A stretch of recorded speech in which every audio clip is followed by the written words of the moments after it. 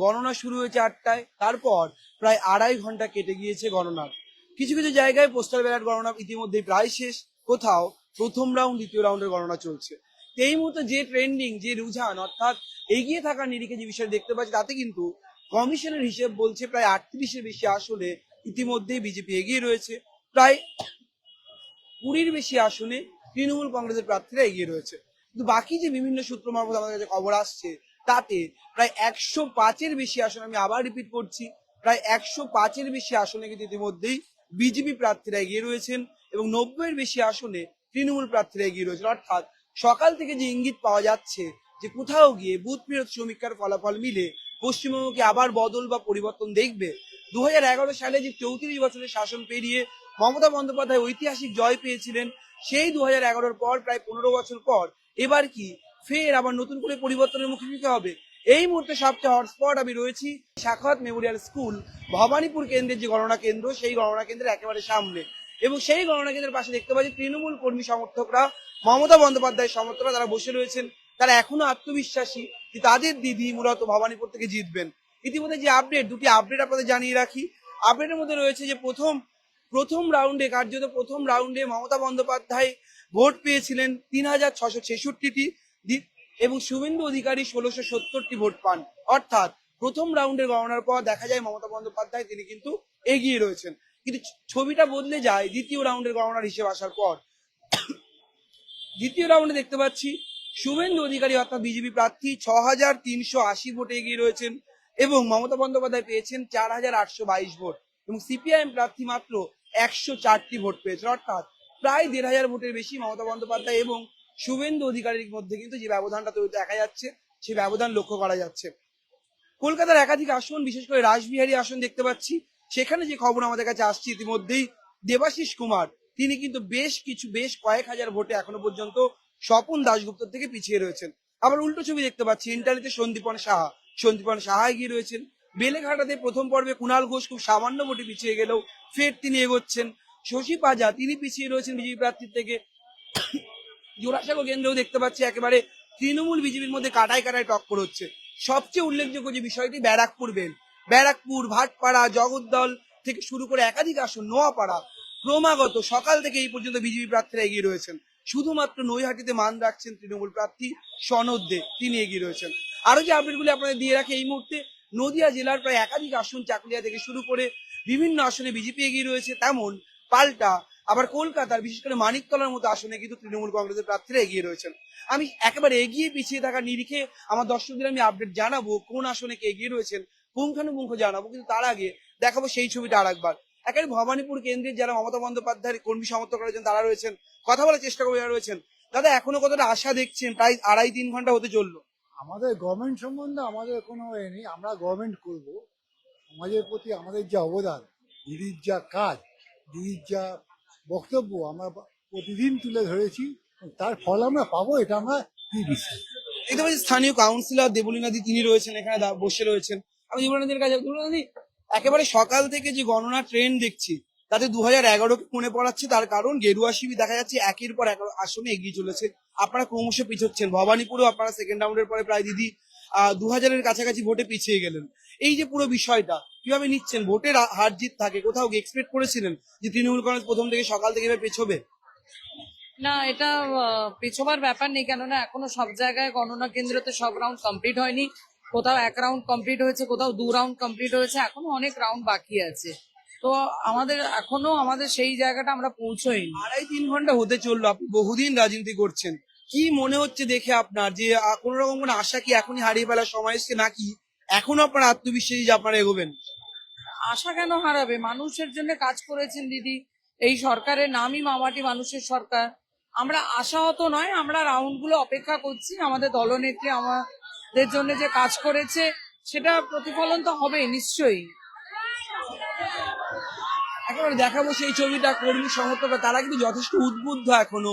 তৃণমূল কংগ্রেস একাধিক আসনে পিছিয়ে চলেছে, তা সত্ত্বেও ভবানীপুর কেন্দ্রের ছবিটা আমি দেখাচ্ছি, আমার চিত্র সাংবাদিক শুভজিৎ সেই ছবি তুলে ধরছেন, যে ছবি স্পষ্ট করছে যে তৃণমূল কংগ্রেস অন্তত ভবানীপুরে এখনো ইতনা সান্নাটা কিউ হ্যায়, এই প্রশ্নের কিন্তু সময় আসেনি।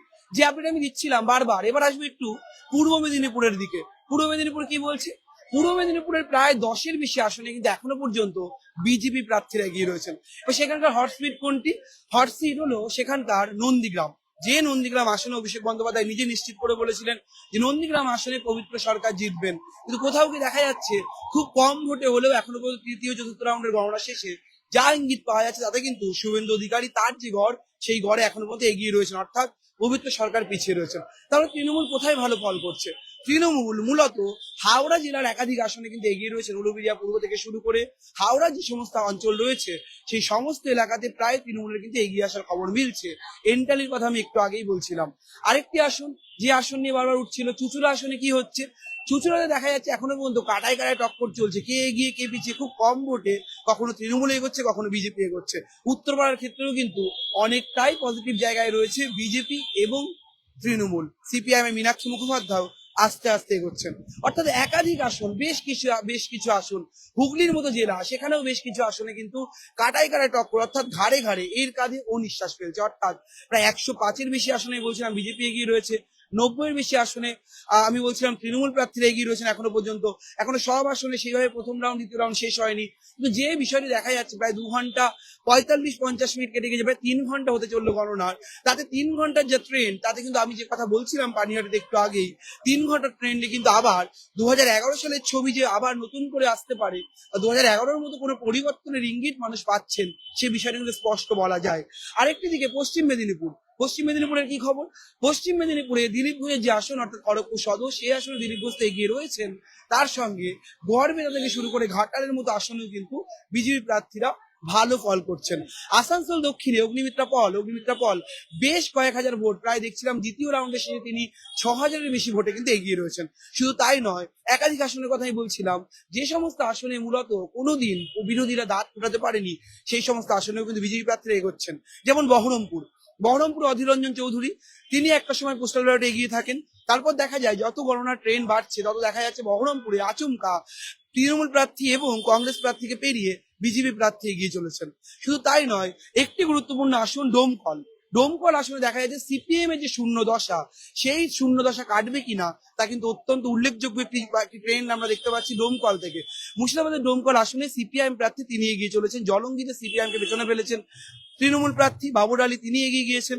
অর্থাৎ মুর্শিদাবাদ মুসলিম অধ্যুষিত এলাকা থেকে শুরু করে আইএসএফ এর প্রভাব কি? আমডাঙ্গা, আদিগঙ্গা একাধিক আসনে কিন্তু তৃণমূল এগিয়ে রয়েছেন। বারাসাতে উল্লেখযোগ্যভাবে বলা হচ্ছিল বিজেপি অনেকটাই পজিটিভ জায়গায় রয়েছে। একদম গণনার যে ট্রেন্ড আসছে, প্রাথমিক ট্রেন্ড, দেখা যাচ্ছে প্রায় 1200-র বেশি ভোটে কিন্তু এখনো পর্যন্ত বিজেপি প্রার্থী বারাসাত কেন্দ্রে এগিয়ে রয়েছেন। সব্যসাচী দত্ত তিনি পিছিয়ে, আবার মধ্যমগ্রামে রথিন ঘোষ এগিয়ে রয়েছেন তৃণমূলের। সব মিলে এই মুহূর্তে একেবারে কাটায় টক্কর চলছে। কেউ 90 আসনে এগিয়ে থাকছেন, কেউ 105। কিন্তু কোথাও গিয়ে জানো সকাল থেকে এই পর্যন্ত প্রায় 3 ঘন্টা পেরিয়ে যাওয়ার পর অনেকেই বলেন 11টা বাজলে মোটামুটি আভাস পাওয়া যাতে বোঝা যাচ্ছে বিজেপির দিকে কিন্তু অনেকটাই পাল্লা ভারী। আমি আবার এই ছবিটা দিয়ে শেষ করব, যারা এখনো জয় বাংলা বলছেন, ভিত্তি সাইন দেখাচ্ছেন, তারা কিন্তু এখনো পর্যন্ত আত্মবিশ্বাসী যে তারা অবশ্যই মমতা বন্দ্যোপাধ্যায় জয় দেখতে চাইছেন। আমি দেখতে পাই এই ছবিটা একেবারে ভবানীপুর কেন্দ্রের সাক্ষাৎ মেমোরিয়ালের পাশের ছবিটা, তৃণমূল কংগ্রেসের কর্মীরা রয়েছেন। আপনারা এখনো আশাবাদী মমতা বন্দ্যোপাধ্যায় সরকার গড়বেন? ইয়েস, করবেন। কেন আশাবাদী, কেন এত আত্মবিশ্বাসী? আশা আছে, আমার ভরসা আছে। ছবিটা দেখাচ্ছিলাম যে একেবারে স্থানীয় কাউন্সিলর রয়েছেন, দেবলীনা রয়েছেন, তিনি তার নেতৃত্বে লোকজন বসে রয়েছেন, তারা প্রত্যেকে আশাবাদী যে তৃণমূল কংগ্রেস সরকার তো গড়বেই, মমতা বন্দ্যোপাধ্যায় ভবানীপুরে জিতবে। সব মিলে এই মুহূর্তে এই ছবিটাই জয় বাংলা স্লোগান বা এই ছবিটা সময় বাড়তে বাড়তে কি আরো তীব্র হয়, নাকি কোথাও গিয়ে ইতনা সান্নাটা কিউ হ্যায় সেই প্রশ্ন আবার এখানে এসেও আমাদের করতে হয়। এখন দেখার এই যে মজার টক্কর, কাটার টক্কর, সত্যি সত্যি পরিবর্তনের পথে এগোচ্ছে কি বাংলা, সেই প্রশ্ন নিয়ে যে বারবার জল্পনা চলছে। বিশ্বের নজর রয়েছে বাংলার ইলেকশনে, আজকের এই গণনার ফলাফলে সেই নজর রাখবো আমরাও। বিভিন্ন কেন্দ্র থেকে, বিভিন্ন গণনা কেন্দ্র থেকে আমাদের প্রতিনিধিরা সরাসরি আপনাদের সেই তথ্য জানাচ্ছেন। আমাদের প্রতিনিধিরা রয়েছেন ইসিআই, একেবারে ইলেকশন কমিশনের যে অফিসের যে সিইও দপ্তর, সেখান থেকে আপনারা তথ্য পাচ্ছেন। তাড়াহুড়ো নয়, সঠিক তথ্য, নিখুঁত তথ্য পাওয়ার জন্য সবসময় নজর রাখুন আমাদের পেজে। ক্যামেরায় সুবিদিতের সঙ্গে রমেন দাস, সংবাদ প্রতিদিন.in। এবারে ভাই ভোটের লড়াই এই এখানেই দেখবো।